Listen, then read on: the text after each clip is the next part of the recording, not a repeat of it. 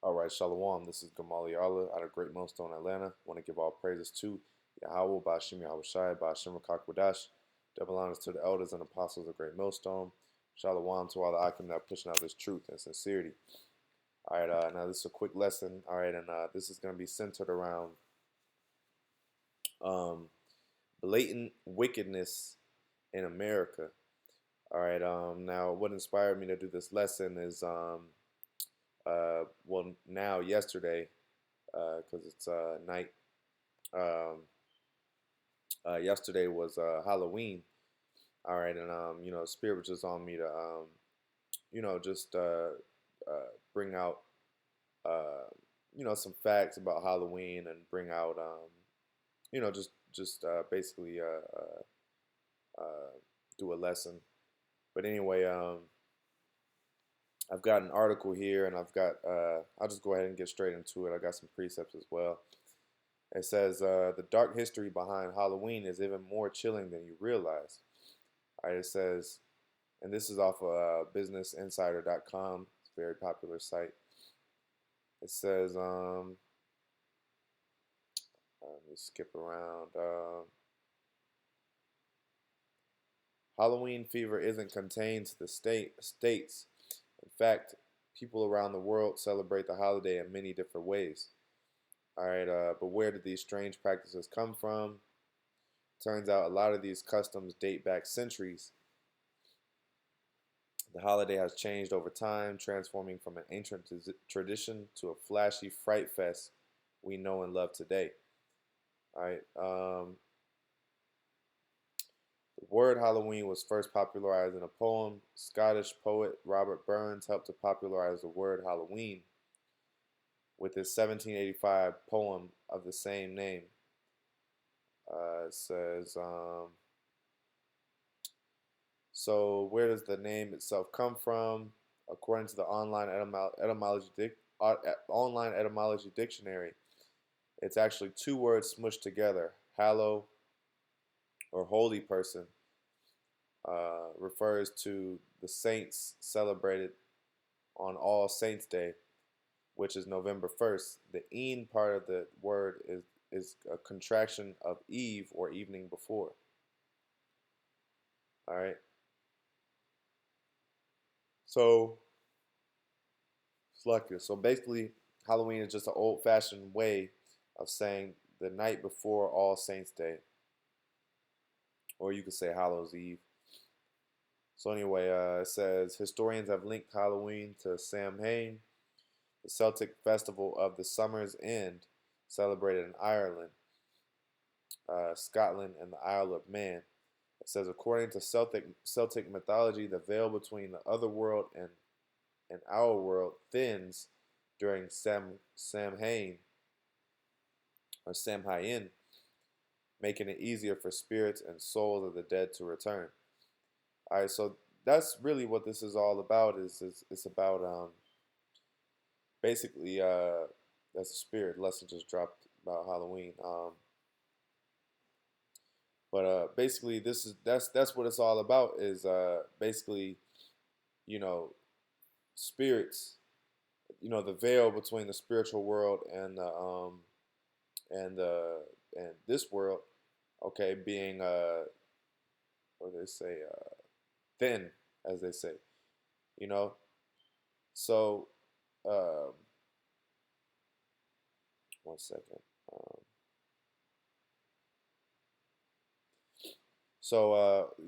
with that being said, okay, that goes to show you that this holiday has wicked origins. All right, and it's very blatant. As a matter of fact, I want to get that word blatant, okay, because that word blatant, it says obvious, obvious, glaringly conspicuous.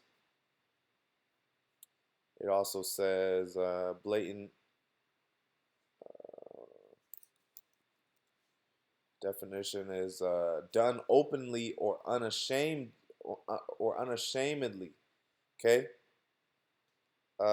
lacking in subtlety. Yeah, so this place, America, is not ashamed. It's done openly.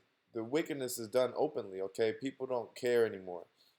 They don't have any type of uh, resistance when it comes to wickedness, okay? Things as witchcraft. Because the thing about Halloween is um, it it's acceptable of witchcraft, uh, celebration of the occult. All right, different, so many different things, man. And and this is known. This is open. This it's out in the open. They're not hiding it. They're not, trying to. I mean, well, they are somewhat trying to repackage it into being something good. For instance, the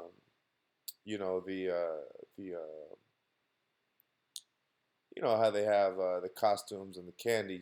That's what the so-called white man does, is deceive and make it about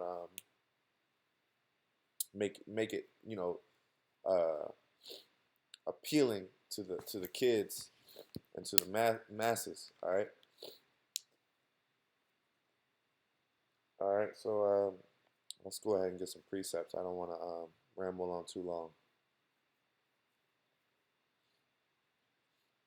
Isaiah 5:20 says, "Woe unto them that call evil good and good evil."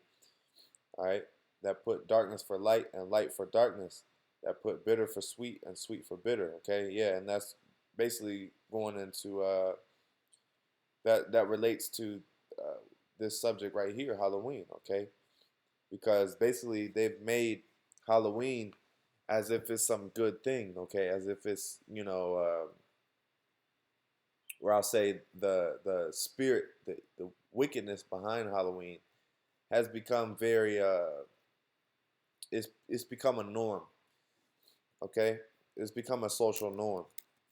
Now let's get that social norm.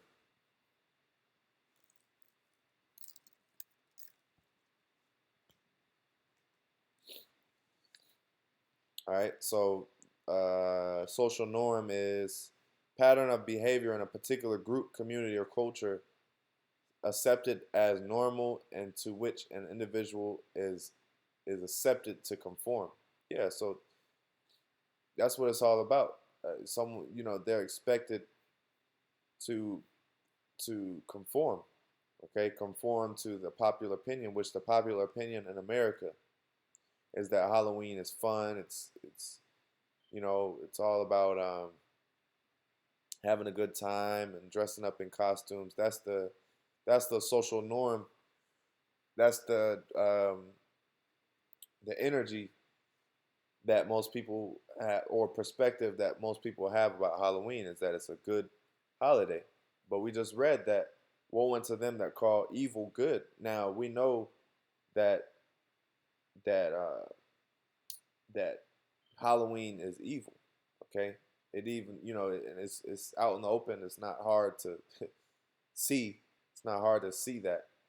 But knowing that, and knowing that people are glorifying it and they're okay with it, it goes to show further that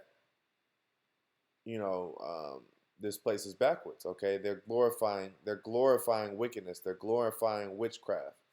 All right, they're glorifying all these things that the Lord told us to stay away from. Okay. Um, Now let's get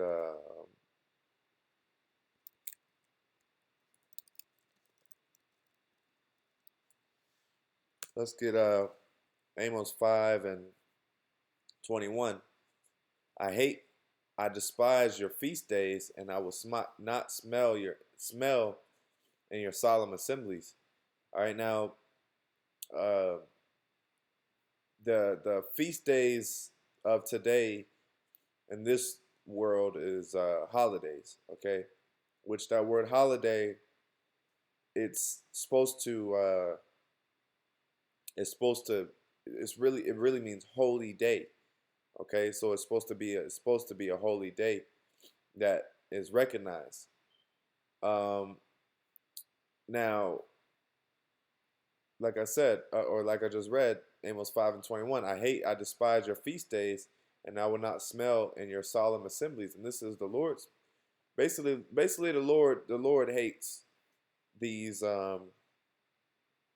different holidays and different national feast, so-called feast days that America props up. Okay, because it's all vanity and vexation of spirit, just like we went into camp earlier. It says, though ye offer me burnt offerings and meat and your meat offerings, I will not accept them, neither will I regard the peace offerings of your fat beast. Okay? Take thou away from me the noise of thy songs, for I will not hear the melody of thy viols. Yeah, so basically, the Lord is fed up with these wicked ass holidays, man. And so are we. Okay, scriptures say, "Why oppression maketh the wise man mad," and it's literally making us. It's making us upset, but it's also you know sometimes we feel like we're going crazy because of the overwhelming wickedness of this world. Like I said, it's out in the open. They're not hiding it. Let's go back to the article. It says, um, going back to what is it? The Irish festival is called Samhain or Samhain, however you pronounce it. It says, this is talking about Samhain. People would make offerings of food in order to get on the good side of these spirits and departed ancestors. Oh, we just read that. The Lord said basically He's not smelling their sacrifices. So, they'll try to sacrifice, make food offerings and all those things. And this is all geared towards the dead. The scriptures say not to, well, YAHAWASHI said, let the dead bury the dead. All right. So you don't put too much energy into the dead. Okay. The ones that are passed away, they're in the spiritual world. As a matter of fact, let's get that. I think that's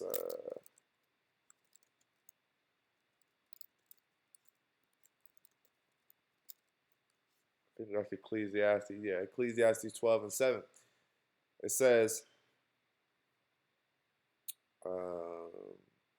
then shall the dust return to the earth as it was, and the spirit shall return to the Most High who gave it. Yeah, so all spirits, all it is, death is your flesh is buried and it decays in the ground. Okay, it breaks up. All right, it breaks down in the earth. Okay, but then your spirit goes back to to the Heavenly Father. Your spirit goes back to the spirit world. Okay, all right, until He decides to uh, reincarnate you, which reincarnate just means back in the flesh. So whenever it's up to the Most High to bring you back into the flesh, to reincarnate you, that's up to Him. All right, but He's the one. The power over life and death is in the Most High's jurisdiction or power, you could say. All right. So let's go back to the article. It says, All Hallowtide, which includes All Saints Eve, All Saints Day, and the subsequent All Souls Day, was initially celebrated in the spring during the early years of the church. Okay. Says, I'll keep going down. Halloween has come to be closely associated with the pumpkin, but apples have played an important role in its history. Which is interesting because you play. Oh yeah, it says bobbing apples. You know, which that the elites they bob they that's an elites. The elites love to play that game. I'm sure they have their own version of it. But bobbing apples, it definitely goes into occultism and wickedness. You know, it's a game, but the origins of it are wicked. All right, so let's see.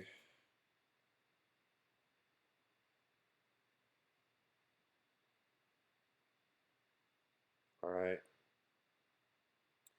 basically says, oh, listen to this. Ancient Celts dressed up as evil spirits in order to confuse demons. There you go. Hey, so that goes to show the spirit world and this world being thin. Okay, basically, you have demons. Okay, in medieval England, soulers would go around begging rich folks for soul cakes on Halloween instead of threatening to play tricks. However, they'd pay for people's souls in return for the cake. It says throughout medieval Europe, murmuring, dressing in disguises, and visiting neighborhoods while dancing, playing music, and doing tricks was popular on major feast days. And that goes back to, well, that proves that this is a feast day because it even said it. Okay. Irish and Scottish immigrants brought souling to the United States in 1800s, but modern day trick or treating didn't catch on to the 1920s. Okay.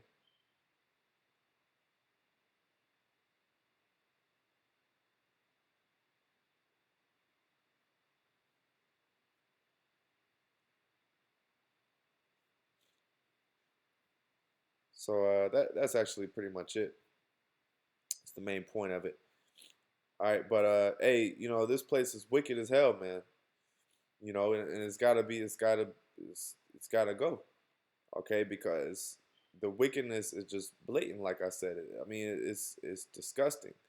Now, there's something I want to show you. I don't know if I want to. I'll put it on the next video because I might have to screen share, but basically you have something called trans kids. Okay, you have basically kids that are, no, I'm sorry, drag kids. But you have kids that are dressed up as drag queens. Now, the reason I brought this up is because going into the same thing is basically going into the same subject is how it's blatant. Okay, all these things are blatant. The demoralization of this society, all these aspects, it's just in your face. Okay, they're not hiding it. All right. All right, so and you know that saying, the best way to hide things is in plain sight. So anyway, I'll close with that. I want to give all praises to Yahawah, BAHASHAM, YAHAWASHI, BAHASHAM, Rakakwadash, double honors to the elders and apostles of Great Millstone. Shalom.